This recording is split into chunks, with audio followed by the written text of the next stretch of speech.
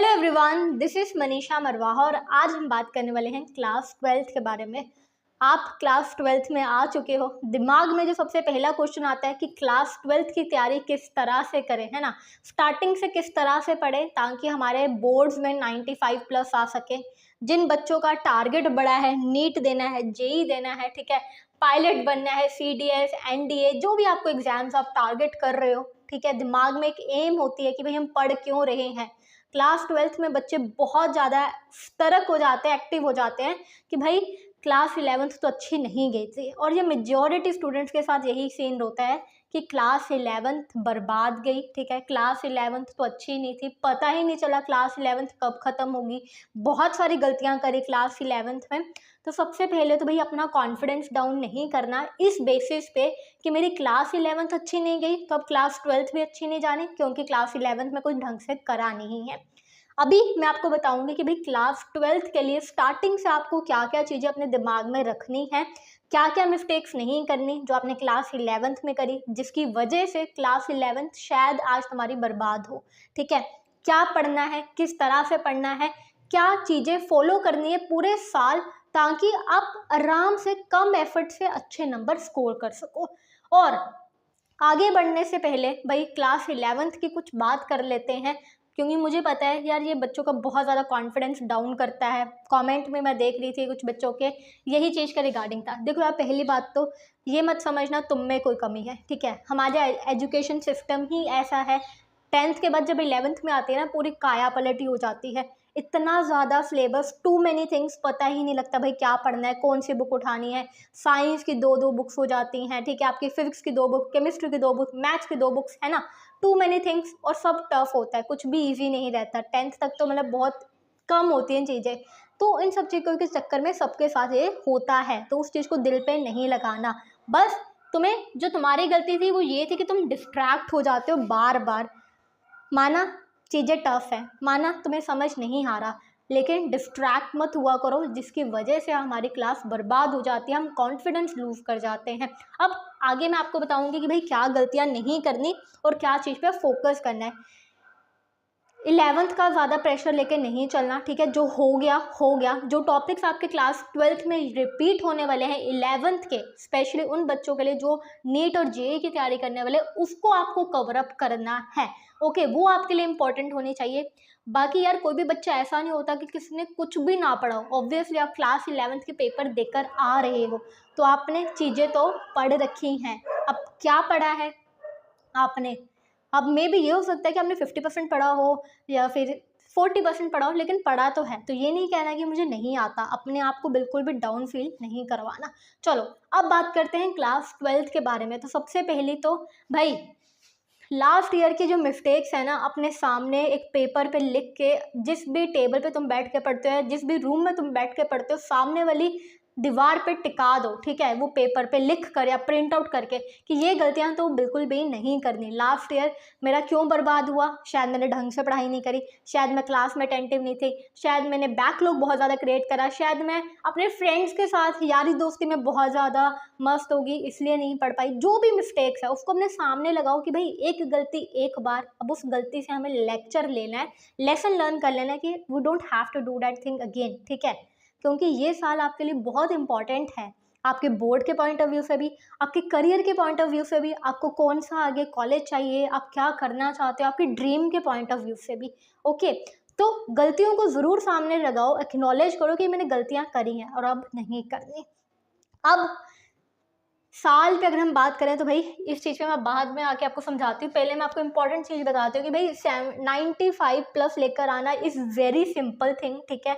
अब बहुत आराम से 95% लेकर आ सकते हो, but it is not easy वाला थिंग। सिंपल भी है, ईजी भी है, लेकिन हम इस प्रोसेस को खुद कॉम्प्लिकेट कर देते हैं क्योंकि हमारा जो मन है ना वो शांत नहीं होता। बट चलो, पहले सबसे पहली बात, अगर आपने ये 4 स्टेप फॉलो कर लिए ना, तुम्हारे 95% कहीं नहीं गए। ओके, अब करना क्या, सबसे पहली चीज़ तो भाई बी अटेंटिव।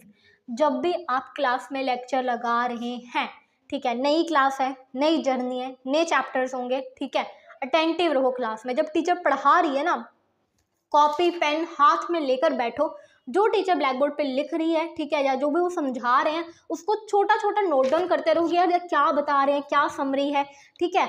जब टीचर के साथ बात कर रहे हो ना, या टीचर जब बात कर रही है, तो तुम्हारा ध्यान वहीं होना चाहिए, इधर उधर नहीं होना चाहिए। अटेंटिवनेस एक ऐसी क्वालिटी है ना जो आपको बहुत सारे बच्चों से आगे ले जाती है।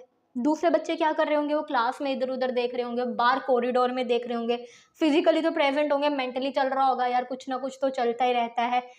ये क्वालिटी ले आओ। अगर ये ले आए ना आप, अटेंटिव रहोगे क्लास में, पता लगेगा कि भाई मेरे क्या डाउट्स आ रहे हैं, पता लगेगा मुझे क्या नहीं समझ आया। आधी से ज़्यादा जनता तो क्लास में अटेंटिव ही नहीं होती, उनको पता ही नहीं टीचर क्या पढ़ा रही है, या थोड़ा सा ध्यान ऐसे पीछे करा, टीचर ने कुछ इंपॉर्टेंट चीज़ लिख दी तो मैं समझ ही नहीं आया कि भाई ये चीज़ कहाँ से आई, ये क्यू यहाँ पर कहाँ से आ गया, ये चार्ज इधर कैसे चला गया। तो अटेंटिव रहो, ये बहुत बड़ी क्वालिटी है। ओके, और एक बार तुम अटेंटिव रहना सीख गए तो घर जाओगे ना, जो टीचर ने कराया है उसको पढ़ो, या जो भी आप ऑनलाइन पढ़ रहे हो, ठीक है, या फिर जैसे भी आप पढ़ रहे हो ना, उसका जाके उसको खुद से गो थ्रू करो कि अच्छा यार आज मैंने ये चीज़ पढ़ी है तो मैं इसको खुद से पढ़ने की कोशिश करता हूँ, मैंने क्या पढ़ा है। क्योंकि जब आप क्लास में बैठोगे ना, यू विल बी लाइक समझ आ रहा है, सब कुछ आ रहा है, ये भी आ रहा है, ये भी आ रहा है, सब समझ आ रहा है। लेकिन जब आप घर जाओगे, खुद से देखोगे ये न्यूमेरिकल क्या था, ये डेरिवेशन क्या थी, तुम्हें पक्का डाउट आएंगे। और जब तुम्हें डाउट आएंगे ना, वहाँ पर तुम्हें क्या करना है, वो डाउट को रिटन डाउन करना है, राइट डाउन करो, और अगले दिन वो टीचर से जाके पूछना और समझना। और जब आपके डाउट्स आएंगे, आप पढ़ोगे, तो यहाँ पर आपकी क्या है, खुद से आपके एफर्ट्स लग रहे हैं, तो यहाँ पर तुम बहुत मैटर करते हो, तुम्हारे खुद के एफर्ट्स। ओके, और थर्ड स्टेप में क्या है, आपको नोट्स बनाने हैं। अब ये नोट्स बनाने का क्या फंडा है, देखो यार, नोट्स में ना, जब आप क्लास 12th में होते हो, स्पेशली अगर मैं बात करूँ PCM और PCB वाले स्टूडेंट्स के लिए, इट इज़ नॉट इम्पॉर्टेंट कि यार तुम बहुत ज़्यादा सजा सजा के नोट्स बनाओ, जैसे क्लास 10th में बनाते थे, ऊपर हेडिंग लिख रहे हो ब्लैक पेन से, देन रेड पेन को यूज़ कर रहे हो, देन स्पार्कल पेन यूज़ कर रहे हो, डायग्राम बन रहे हैं, नहीं चाहिए हमें ये सब। हमें चाहिए सब्जेक्ट का मेन समरी, कि जो मैंने सब्जेक्ट पढ़ा वो समझ आ रहा है। 3 चीज़ें यूज़ करो सिर्फ, एक ब्लू पेन यूज़ कर लो या ब्लैक पेन, जो भी तुम्हें यूज़ करना है, दूसरा एक पेंसिल, ठीक है, ब्लू, ब्लैक और पेंसिल, ये 3 चीज़ें तुम्हारे लिए सफिशेंट है। जो टीचर पढ़ा रही है उसको क्लास में एक अलग से नोटबुक पे लिखा करो, ठीक है। बहुत सारे बच्चों की नोटबुक ही नहीं प्रिपेयर होती ढंग से। क्लास 11th में अगर तुमने देखा होगा ना, एक बड़ा सा रजिस्टर लगा लेते हैं, उसको 4-5 पार्ट्स में डिवाइड कर लेते हैं, ये हमारी फिजिकल चल रही है, ये हमारी ऑर्गेनिक केमिस्ट्री का है, ये हमारा इसका है, ये उसका, वो नहीं चलेगा। एक प्रॉपर नोटबुक बनाओ, चाहे हैंड राइटिंग अच्छी मत करो, लेकिन सारी चीज़ें उसमें लिखो, नोट डाउन ज़रूर करो, इससे तुम्हारे खुद के नोट्स बनेंगे जो तुम खुद अपनी अंडरस्टैंडिंग से बनाओगे। और लास्ट है तुम्हारा प्रैक्टिस, प्रैक्टिस कह लो, रिवीजन कह लो, वीकली रिवीजन कह लो, ये करना बहुत ज़्यादा इंपॉर्टेंट है, ठीक है। जब आप रिवीजन करते हैं ना, तो आपको यार बार बार पता लगता है कि मैंने ये चीज़ पढ़ी है, ये मेरे दिमाग में रहती है। धीरे धीरे धीरे धीरे बार बार जब आप पढ़ते रहोगे ना वो चीज़ें, तो आप भूल नहीं पाओगे। दिस इज़ हाउ कि जो आपकी शॉर्ट टर्म मेमोरी से लॉन्ग टर्म मेमोरी में चीज़ें जाती हैं। और मानो चाहे ना मानो, रिवीजन का मतलब ही यही होता है कि भाई तुम रट्टा लगा रहे हो चीज़ों को, ठीक है। स्पेशली केमिस्ट्री की अगर हम बात करें, और रिवीजन आपकी स्ट्रॉन्ग कब होती है, जब आप बार बार प्रैक्टिस करते हैं। कभी भी दूर मत भागना, ठीक है। आपके जो न्यूमेरिकल्स हैं उनसे दूर मत भागना, अपनी डेरिवेशन से दूर मत भागना, बार बार प्रैक्टिस करते चलोगे ना, तुम स्ट्रॉन्ग ज़रूर बन जाओगे। अब ये तो था कि आपका 95+ वाला फंडा क्या है, मंत्र क्या है। अब ये मंत्रा तो हो गया, लेकिन again I am telling you, ये बहुत सिंपल चीज़ें हैं, बट इनको रेगुलरली डेली फॉलो करना इज़ टफ थिंग। इसको आपने पकड़ बनानी है कि भाई मुझे करना है, नो मैटर व्हाट, डेली करना है। एक दिन मिस हो गया कोई बात नहीं, नेक्स्ट डे करेंगे। हम क्या करते हैं, एक दिन मिस हो गया, चलो यार कोई बात नहीं, अभी तो साल शुरू हुआ है, देखेंगे, आराम से कर लेंगे, अभी तो बहुत टाइम पड़ा, अभी तो साल शुरू हुआ है, पढ़ लेंगे। देखो यार, ये गलती मत करना, ठीक है। बिलीव में, जो बच्चा साल के एंड में जाके ये कहता है ना कि मेरा ये साल बर्बाद हो गया, वो बच्चा ये गलती करता ही करता है। उसको लगता है स्टार्टिंग में यार साल पूरा पड़ा है, आराम से कर लेंगे। बट अगर तुम देखो ना, ये साल कुछ भी नहीं है, पिछला टाइम भी बीत गया और बहुत जल्दी बीतता है। तुम कहोगे यार अभी पिछले साल तो 11th में आए थे, ठीक है, उसके बाद साल है क्या, महीनों में, ठीक है, और एक महीना कितनी जल्दी बीतता है, यू नेवर नो, ठीक है। देन उसके बाद मेन तो आपका भाई डेली पे काम है, आपको डेली, हर डे, जो आप हर सेकंड में डिसीजन ले रहे हो, दैट्स व्हाट मैटर। अभी मुझे पता है यार मेरा मन नहीं कर रहा पढ़ने का, मेरे सामने ये वीडियो दिख रही है, टाइम पास मार लेते हैं, डिस्ट्रैक्ट हो जाते हैं, बातचीत कर लेते हैं फ्रेंड से।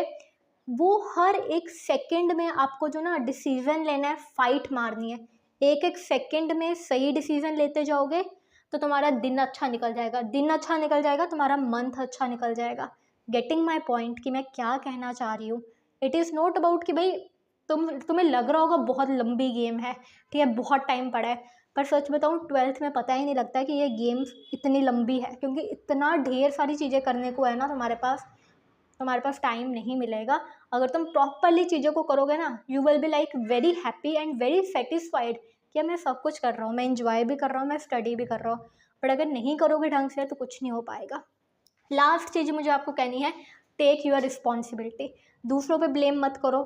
11th में स्कूल को ब्लेम कर देते हैं, टीचर्स ने अच्छा नहीं पढ़ाया, टीचर्स अच्छी नहीं थी, मेरे स्कूल वाले सिलेबस बहुत स्लो चलाते हैं, मैं क्या करूँ। दूसरों को ब्लेम करोगे तुम्हारा ही नुकसान है, किसी का कुछ नहीं जाता यार। स्कूल वालों की अपनी रिस्पॉन्सिबिलिटी होती है, उनको अच्छा रिजल्ट निकालना होता है। वो जैसे वैसे करके 3-4 बच्चों को टॉपर बना देंगे, कईयों का अच्छा होगा, कईयों का नहीं होगा। It is your responsibility, it is your life. Okay, अब लास्ट में हम बात कर लेते हैं कि भाई कुछ मिस्टेक्स जो आपको बिल्कुल भी नहीं दोहरानी, ठीक है। वैसे आप खुद अपने मिस्टेक्स का एक चार्ट बनाना जो आप सामने दीवार पर लगाने वाले हो, लेकिन कुछ मिस्टेक्स मैं भी आपको बता देती हूँ जो रेगुलरली बच्चे करते हैं और ये बार बार पॉइंट आउट भी करते हैं, तो आई नो डैट ये मिस्टेक्स होती हैं। ओके चलो let's talk about the mistakes वाला पार्ट। सबसे पहली चीज़ तो भाई नोटबुक्स अलग अलग नहीं बनाते, बहुत ज़्यादा बड़ी दिक्कत है। स्टार्टिंग में एक ही नोटबुक रखते हैं, देन उसी में सब कुछ, और कचरा बन जाता है, खिचड़ी बन जाती है, समझ ही नहीं आता। फिर दिखता है यार 2 पेज में तो ऑर्गेनिक करी है, अगले 2 पेज में जाके मैथ्स शुरू कर रखा है, फिर डिफ्रेंशिएशन कर रखी है, फिर अगले 2 पेज में जाके कुछ और करा हुआ है। अलग नोटबुक्स रखो हर सब्जेक्ट के, प्रॉपरली मेंटेन करो स्टार्टिंग से। अगर प्रॉपरली स्टार्टिंग से मेंटेन करोगे ना, मैं तुम्हें बार बार कह रही हूँ, कंसिस्टेंट रहोगे, स्टार्टिंग से डे 1 से लगे रहोगे ना, हर चीज़ को जो भी मैंने तुम्हें पॉइंट्स बताए हैं डे 1 से करोगे ना, तुम्हें बिल्कुल भी टफ नहीं लगेगा। तुम्हें लगेगा ही नहीं यार ये क्लास 12th बोर्ड की थी, तुम इतने ईजिली कर लोगे। दूसरी चीज़ बैकलॉग, बहुत बड़ी चीज़ है भाई बैकलॉग। बैकलॉग के बच्चे से वजह से ना बच्चे इतना ज़्यादा डिप्रेस्ड हो जाते हैं, इतने ज़्यादा स्ट्रेस में आ जाते हैं, इतने ज़्यादा डीमोटिवेट हो जाते हैं। देखो यार सिलेबस आपका बहुत है, आई अग्रीड, ठीक है, माना तुम्हें चीज़ें समझ भी नहीं आएंगी, स्टार्टिंग में करोगे नई चीज़ें नहीं समझ आएंगी, बट बैकलॉग कभी मत क्रिएट होने देना, क्योंकि जितना तुम बैकलॉग क्रिएट करोगे ना उतना तुम इस साइकिल में फंसते जाओगे, जो कि क्या है बैकलॉग। बैकलॉग होगा, प्रोकास्टिनेट करोगे, आलस करोगे, टालते रहोगे, अब बाद में कर लूँगा, कल कर लेंगे, परसों कर लेंगे, परसों भी आ जाएगा, फिर अगले दिन टालते रहोगे, फिर गिल्ट होगा या मैं कर नहीं पा रहा, इतना सब कुछ पड़ा है, मेरी एम बहुत बड़ी है, मुझे तो वो बनना था, मैं तो नीट का पेपर देना, कैसे होगा, उतना ज़्यादा सेल्फ डाउट आएगा। जितना ज़्यादा सेल्फ डाउट आएगा ना, फिर तुम्हें अपने आप को अच्छा फील करवाने के लिए, गुड फील करवाने के लिए तुम डिस्ट्रैक्ट होगे, ठीक है। तुम टीवी देखोगे, तुम मूवीज़ देखोगे, तुम वेब सीरीज़ देखोगे, या फिर तुम गर्लफ्रेंड बॉयफ्रेंड फ्रेंड्स यारी दोस्ती इन सब चीज़ों में पड़ जाओगे, जो कि तुम्हारे लिए बहुत ज़्यादा एक ट्रैप बन जाता है, एक जाल बन जाता है जिसमें तुम फंसते जाओगे। और धीरे धीरे धीरे जब तुम्हें रियलाइज़ होगा कि जो ये जाल है ना ये दलदल बन गया और तुम अंदर जाते जा रहे हो, तुम बाहर नहीं निकल पा रहे।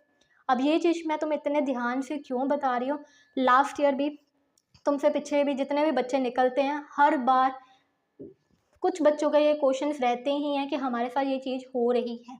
तो मैं तुम्हें स्टार्टिंग में बता रही हूँ कि ये चीज़ आप अपने साथ मत होने देना। जहाँ पे तुम्हें लगे कि यार ये चीज़ हो रही है, अवेयर रहो, ठीक है, कि मेरे साथ ये चीज़ हो रही है, तुम्हें रियलाइज़ होगा यार मैं इस साइकिल में फंस रहा हूँ, ठीक है, 1 बार हुआ, 2 बार हुआ, अवेयर हो जाओ, नहीं यार, और भागना मत उस समय ना, फेस करना जो भी चीज़ है ना।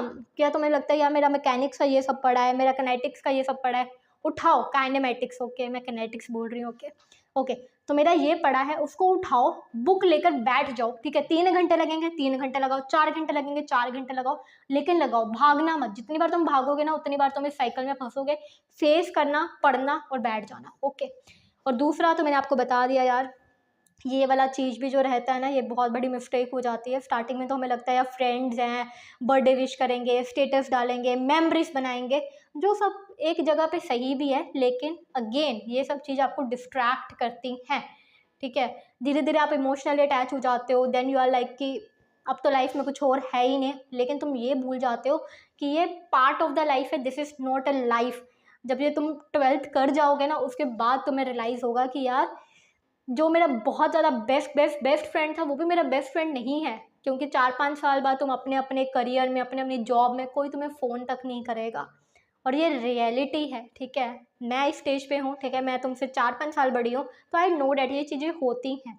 तो इतना यहाँ पे दिल मत लगाना, ठीक है। जब भी तुम्हें लगे यार ये चीज़ें हो रही हैं, बहुत ज़्यादा हावी हो रही हैं, बी कंट्रोल्ड, लेट्स फोकस। मेरा करियर मेरे साथ रहने वाला है, मेरी स्टडीज़ मेरे साथ रहने वाली हैं, ये लोग नहीं रहेंगे।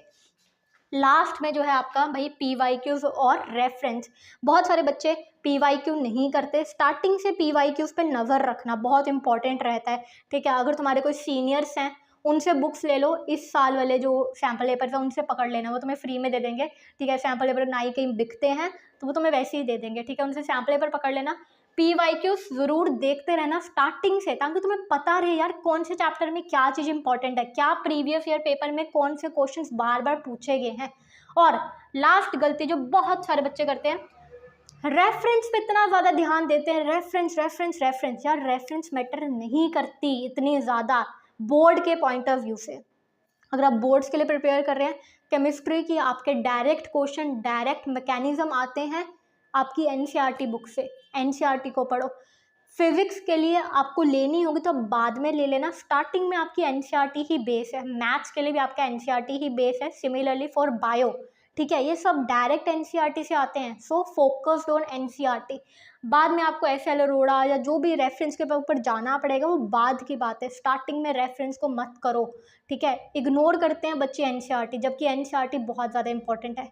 अगर आप किसी और बोर्ड से हो तो जो भी आपका बोर्ड है वो सबसे ज़्यादा इंपॉर्टेंट बुक्स होती हैं। बोर्ड में डायरेक्टली क्वेश्चन आते हैं बुक से, तो कभी भी NCERT को ज़्यादा वैल्यू मत करना।